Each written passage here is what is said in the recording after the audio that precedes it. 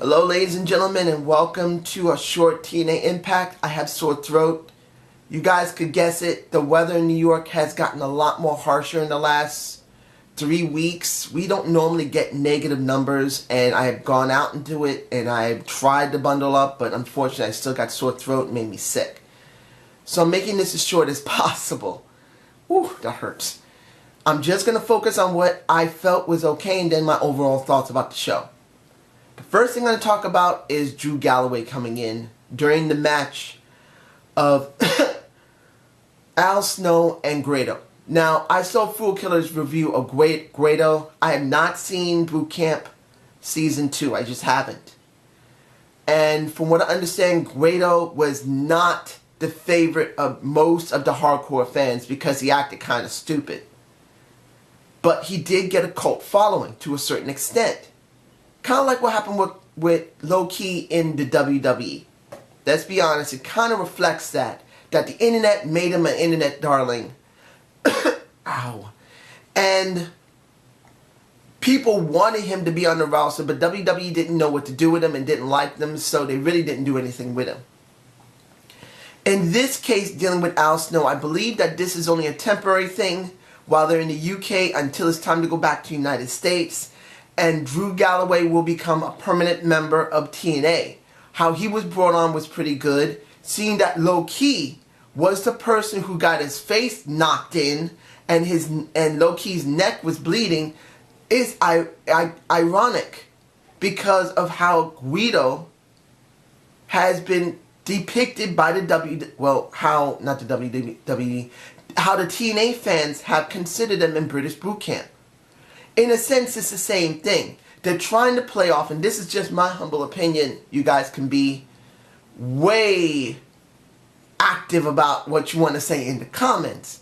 But my feeling is this. TNA set this up so Drew could get over by using Low Key. Because this is going to be a Low Key Drew Galloway, about to say McIntyre, Drew Galloway feud.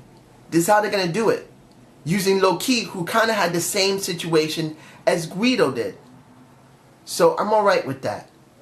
The second thing I'm going to talk about is... oh, it's so hard to talk. Angelina Love versus Terrell. Now, their match was okay. I still love me some Angelina. I'm not a big lover of skinny women. I just don't care. Give me a woman. She's cool. She's sexy. I'll take her ass. I don't care if she's heavy set, average size, voluptuous, or like an Angelina Love super skinny. And Angelina looks good even though her boobs are not super big. Most guys like super big boobs, ladies and gentlemen. I'm just talking. Just saying the truth. But here's my problem with the entire situation. When it came after the match, when Terrence won, Kong came out and demolished her. No problem. Why bring out Gail Kim so soon? Let Kong show her dominance and then deal with Terrell. Then when the feud is over, let a Gail Kim come in. This is too soon. Unless TNA wants to do a triple threat between Gail, Terrence, and Awesome Kong, that I think is wrong.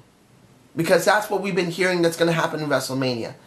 And that kind of worries me. Gail Kim will not get over having a triple threat with Awesome Kong. Terrell will not get over, and neither will Awesome Kong, who they're trying to make dominant. We want to have a dominant, basically knockout on there that everyone has to struggle against. I could understand if it had been a Havoc, and I know Havoc's not in the UK, I'm just saying. But you get my point. The next thing I want to talk about is the Battle Royal. It was okay, and the person they picked was an MVP. It was not a Kurt Angle. I'm alright with that. But this is the problem I personally have. You let Lashley pin an MVP on Lethal Lockdown. I feel that was not necessary. You could have had Joe. You could have had Low Key. You could have easily had one of them do it. Or Kenny King for that matter. Having a Lashley was not wise to let him pin an MVP. Even though it was covered up pretty well. saying that it wasn't legitimate pin, and I can understand where TNA is going with this. They're going to show that MVP is the one who's trying to fuck with everybody. But the point of this entire situation is that I want MVP strong enough that this feud between MVP versus Lashley and the Beatdown Clan backing up MVP is legitimate. And it just doesn't feel 100% legitimate. If they do something next week, which will be the #1 contenders match final, you know what I mean, the #1 contender against Lashley, it could work, but I'm hoping they build up into it properly. I wish it was 2 weeks going in instead of just a week. The the backstages were not too bad. Rockstar Spud was good. Basically speaking, what happened with Rockstar Spud with I can't talk very well. I'm just going to make this brief. I enjoyed seeing what happened with Mr. Anderson dealing with Tyrus and EC3.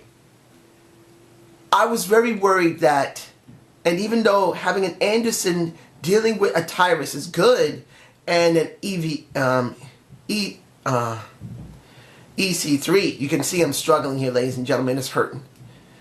But it still focuses on Spud and EC3. I feel that Tyrus is going to be dealing with Mr. Anderson. I would have liked to see Tyrus's not only head be shaved, but that damn beard. Damn it, man. Why couldn't you shave the beard? If you had to shave his head and beard, I would have loved it. But shaving the head is kind of half-cocked as far as I'm concerned. Seeing that it's Spud that's still getting over here, that's the most important thing. I enjoyed it. Mandu is on for the ride, and that's cool. And the last thing I'm going to talk about is Bram and Mickie James. This is the thing I cared about the most, and probably will be the feature of this show, which it is. Seeing Mickie James come back is wonderful. I thought at first she's still heavy-chested due to the fact maybe she's still breastfeeding. And it looks like she kind of is. Her breast's a lot larger than normal. It could have just also been the top. I believe it was the top because I think she's still breastfeeding. To a certain extent, you know. Lucky Magnus, not Bram. Lucky Bram. But essentially speaking, when I saw Mickie James, it made me feel really good that it's a good possibility she will be coming back. Maybe. Her mic skills seem a bit rusty because she still seemed parts of it, she seemed a little botchy. I'm not surprised. She's been gone for almost a year or so, taking care of her baby. But it was done well enough for me personally that when you see the situation between Bram and Magnus, you actually are invested. You see right now Bram's ex-friend's fiancé, because they are engaged. They're really legitimately getting married. And then you're going to see Magnus come back eventually. This is the point. We don't rush Magnus back immediately. And when he does come back, he comes back with a vengeance and gets over as a father who's trying to provide for his wife and his son. This is what I said about my Magnus debate of the week. Build Magnus up as a father. We don't see that often in wrestling anymore. When was the last time you saw someone talk about their family? Very rare. They normally don't. And then normally on the roster is even rarer unless they're managed like a Dusty Rhodes or somebody like that. I really believe that this truly, even in the UK, it will get over. But in the United States, it could still also get very over. Have Mickie James stick with Magnus for a while. If she's going to come back as a wrestler, cool. But have her stay with Magnus. Let her build it up. Have Bram team up with somebody that they may bring in. I don't care who it is. That'll mess with a Mickie James. That'll make Magnus even care more because Magnus is her future husband. I know many people will say that Magnus is not well over. Excuse me. He's not. But you know what? It can still work. And I want to see this type of thing. Overall, it was good. My feelings of the show was good. It still needs work. Like I said, TNA will not get things done very well in the first 6 months.